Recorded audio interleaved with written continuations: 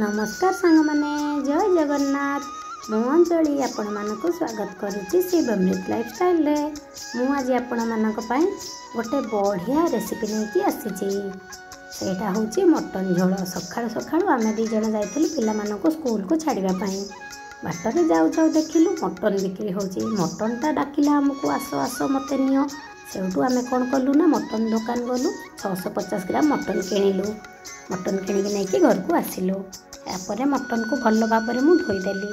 हलदी गुंड पकईदेली, लुण पकईदेली, आ सोरिष तेल पकईकी आउटे मसला पकईकी ताको मैरिनेट करके रखीदेली। यापर पियाज किछि काटिनेली। देखंतु मुझे 4टा पियाज को पतला पतला करके काटिची। आउ 2टी टमाटो को भी पतला पतला करके काटिची। तापर गैस रे कड़ाई बसईदेली। कड़ाई बसई सारा पर सोरिष तेल टिके देदेली। आउ 3टा बड़ बड़ आलू को 2 खंड करके काटिकी भाजीदेली। देखंतु आलू गुड़ा टिके लाल हो गला पर्यंत मु भाजीदेली। मात्र 15 मिनिट रे आज मु पूरा मजेदार मटन झोलर रेसिपी आपण मानक पई नेकी आसीची। देखंतु मु केमिति बनाउची। तापर सेई तेल रे 2 खंड तेजपत्र आउ किछि दालचीनी पकईदेली। तापर काटिकी रखिथिबा पियाज को मध्य देदेली। देखंतु बनिबाटा बहुत सहज आ खाइबा को एते स्वाद लागिबो ना आपण भाबी परिबेनी। मो स्वामी कहले आज टिके गाँव रे जेमिति रोसई करंती पतला पतला झोल करिकी सेमिति मटन रोसई कर। सेथिपाई मु बहुत कम मसला देली। सेई जा मटन मैरिनेट कला बेले मसला देइथिली सरिला। आउ अदा रसुन रो पेस्ट बिल्कुल भी देबिनी। देखंतु गोलेकी रखिथिबा मटन को पकई दबा। पियाज बेसी भाजबेनी कम पाई कि पियाज बेसी भाजिले तरकारीटा भल लागिबनी। माने एई जो रेसिपीटा मु करूची सेईटा भल लागिबो नाही। हले तो सब तरकारी रे पियाज को लाल करके भाजंती। मु एठी पियाज को अल्प भाजीची। तापर हळदी गुंड टिके पकई दमा। आ लंका गुंड टिके बेसिका पकई दबा काहेकि ना मटनटा राग राग टिके लागिले भल लागे खाइया पई। देखो लंका गुंड आ हलदी गुंड पकईकी भल भाव में टिके चलई दबा। ताको बेसी कषिबा भी किसी दरकार नहीं। मात्र 15 मिनिट रे बनी जिवो आपण देखंतु।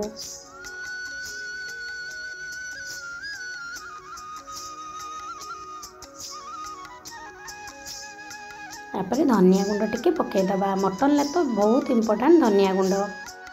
तापर मटन मसला टिके पकईकी भल भाव में चलई नबा।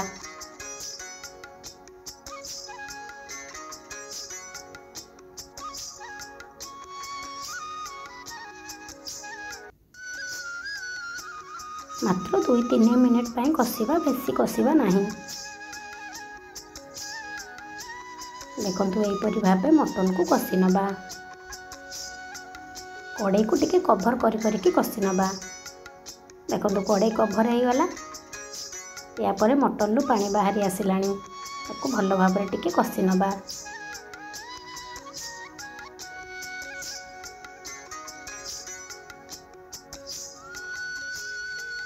तेल भी टिके टिके ऊपर को बाहर लानी। बेसी कषिबा किसी दरकार नहीं जे। यापर टमाटो पकई दबा। टमाटो को पकईकी टिके चलई दबा। झटापट हो आउ बहुत टेस्टी लागिबो। तापर कड़ाई को कवर करके टिके कषि नबा।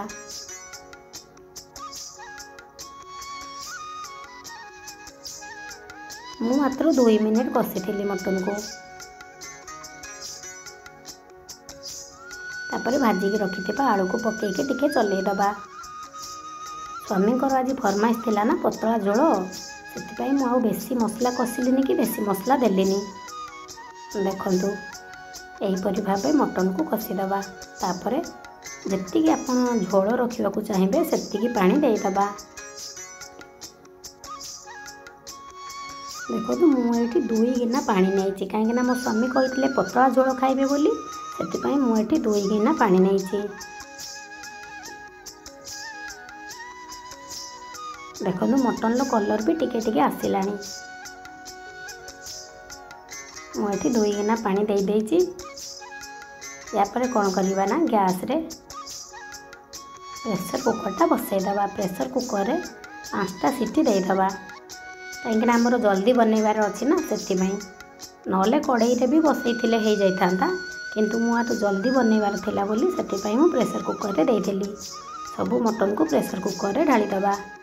ढाली सारा पर लो फ्लेम रे देदबा 2टा सीटी आउ हाई फ्लेम रे देदबा 3टा सीटी। मात्र 5टा सीटी देदेले बनीज आमर मटन। देखो सीटी भी आसीगला।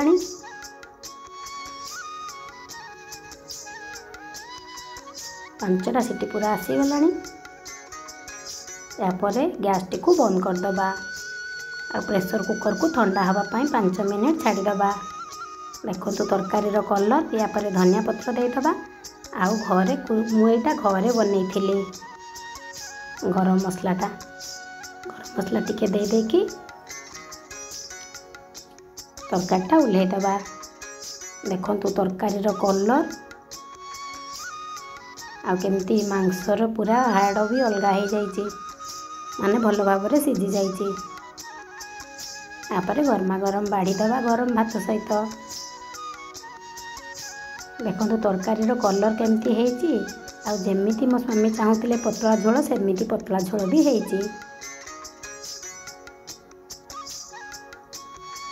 यही सहज उपाय मटन झोलटा आपण मानक केमिति लागिला मते कमेंट करके जनइबे। आउ मो वीडियो को लाइक करेंगे शेयर करेंगे आउ सब्सक्राइब करदेवे। रही जय जगन्नाथ।